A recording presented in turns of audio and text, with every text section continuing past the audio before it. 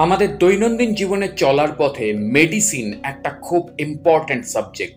প্রত্যেকের বাড়িতেই ঝুড়ি ঝুড়ি মেডিসিন পাওয়া যায় কিন্তু। কারণ আমাদের বেঁচে থাকতে গেলে মেডিসিন খুব ইম্পর্ট্যান্ট একটা সাবজেক্ট। কিন্তু এই মেডিসিনগুলো যদি বেকার হয়, এই মেডিসিনগুলো খেয়ে যদি সুস্থতার থেকে আমরা অসুস্থতা বেশি বোধ করি এবং আমাদের যদি মৃত্যু হয়, সেক্ষেত্রে কি হবে?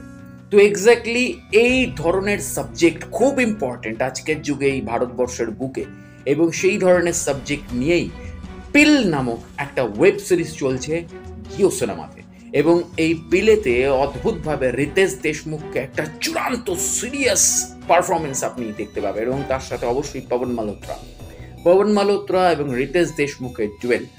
তো রিতেশ দেশমুখ এত বড় একজন অভিনেতা, তিনি মানে আমার কাছে খুব ফেভারিট অভিনেতা হয়েছিল তখন থেকেই, যখন আপনা সপনা মানি মানি ছবিটা দেখেছিলাম।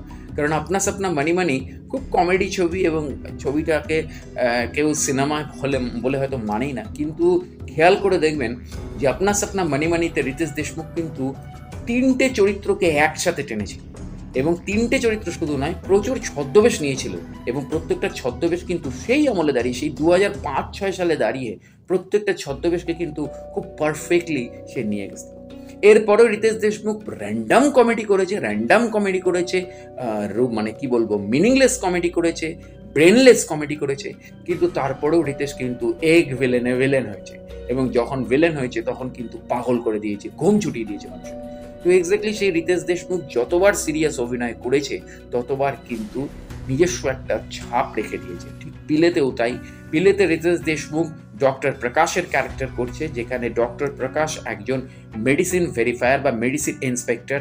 সে কিন্তু একটা মেডিসিনকে রিজেক্ট করছে, কিন্তু সেই মেডিসিনটাকে ফরচুন ফার্মা নামক একটি কোম্পানি তারা কিন্তু মার্কেটে চালিয়ে দিচ্ছে, মানে একদম ফলস ট্রায়াল করে, ফলস মানে মানে মানে বড় ফার্মা কোম্পানি যারা মানে বিলিয়নিয়ার।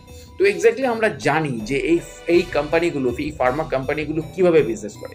কিন্তু দেখুন, আমাদেরকেও তো চলতে হবে বাস্তবিক জীবনে, বিশ্বাস করতে হবে, কারণ বিশ্বাসে মিলায় বস্তু তর্কে বহুদূর। আমাদেরকে দৈনন্দিন চলার পথে বা আমাদের ফ্যামিলি মেম্বারদেরকে দৈনন্দিন চলার পথে ওষুধ খেতেই হবে। কিন্তু পিল একটা কোশ্চেন তুলছে, যেখানে দাঁড়িয়ে আমাদের কোনো ওষুধ কেন বন্ধ করে না ডাক্তারবাবুরা? আমাদের কোনো ওষুধ, আমাদের সুগারের ওষুধ বলুন, প্রেশারের ওষুধ বলুন, চলতেই থাকে। ডাক্তাররা বলে বা মেডিকেলের ব্যবসাদাররা বলে যে সুগারের ওষুধ বা প্রেশারের ওষুধ কোনোদিনও বন্ধ করতে নেই। তো এক্স্যাক্টলি আমরাও তাই জানি, কারণ আমার বাড়িতেও সুগারের মানে পেশেন্ট রয়েছে, প্রেশারের পেশেন্ট রয়েছে। তো এক্স্যাক্টলি তাদের ওষুধ কিন্তু প্রতিদিন চলতেই থাকে, কোনোদিনও বন্ধ করা যায় না। কিন্তু পিল কোশ্চেন তুলছে যে সুগারের ওষুধ বা প্রেশারের ওষুধ বা এই ধরনের রেগুলার ওষুধ যেগুলো, সেগুলো কেন বন্ধ করা হবে না? কেন? তাহলে তার পাশাপাশি ডাক্তার আবার এটাও বলবে আপনি সকালে উঠে যোগা করুন, আপনি ডায়েট কন্ট্রোল করুন, আপনি এইটা কন্ট্রোল করুন, ওইটা কন্ট্রোল করুন। কেন? প্রত্যেকটা কোশ্চেন মার্ক কিন্তু পিল তুলে দিয়েছে। এবং অদ্ভুত ব্যাপার, খুব ভালো লাগলো যে এই মানে এই বর্তমান ভারতবর্ষে ইলেকট্রাল বন্ডের যে প্রবলেমটা তৈরি হয়েছিল, আমি এখানে ওইসব সাবজেক্ট তুলছি না, সেই সাবজেক্টের সময় কিন্তু অনেক রকমের মেডিকেল কোম্পানি বা মেডিসিন কোম্পানি বা ফার্মা কোম্পানিগুলোর এগেনস্টে কিন্তু আঙুল উঠেছিল।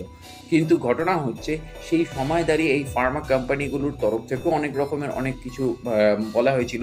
অনেক রিজেক্টেড ওষুধ কীভাবে ইন্ডিয়ান মার্কেটে চলে, সেগুলো আমরা জানতে পেরেছিলাম বিভিন্ন নিউজ পোর্টাল বা বিভিন্ন নিউজের কাছ থেকে, মানে নিউজ পেপারের কাছ থেকে। কিন্তু ঘটনা হচ্ছে, সেইখানে দাঁড়িয়ে জিও সিনেমাতে, এবং আমরা জানি জিও সিনেমা কার কি বৃত্তান্ত, তো জিও সিনেমাতে পিল চলছে।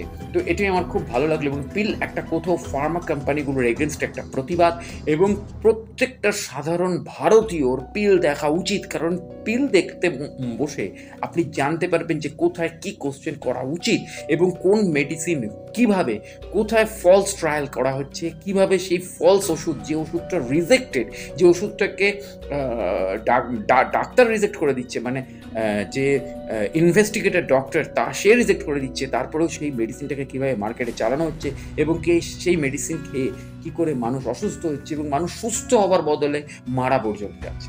তো এক্স্যাক্টলি অনেকগুলো প্রশ্ন তুলে দিয়ে যাচ্ছে পিল ওয়েব সিরিজটা। খুব ইম্পর্ট্যান্ট ওয়েব সিরিজ।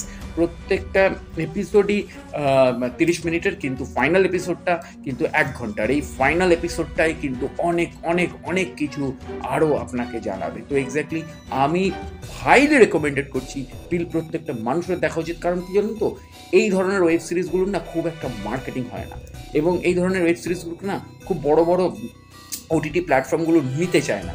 হয়তো সেই কারণেই জিও সিনেমাতে এই ধরনের একটা ওয়েব সিরিজ চলছে। কারণ জিও সিনেমাতে এর আগেও আমি দেখলাম মার্ডার ইন মাহিম, যেটাও একটা খুব সোশ্যাল ইস্যুজ নিয়ে ছিল এবং সত্য ঘটনার ওপর ছিল, কিন্তু সেটাও কখনো নেটফ্লিক্স নয়, অ্যামাজন প্রাইম নয়, বা হটস্টার নয়, কোনো জি5-এ নয়, সে কিন্তু স্ট্রেট জিও5-এ ফ্রিতে চলেছে।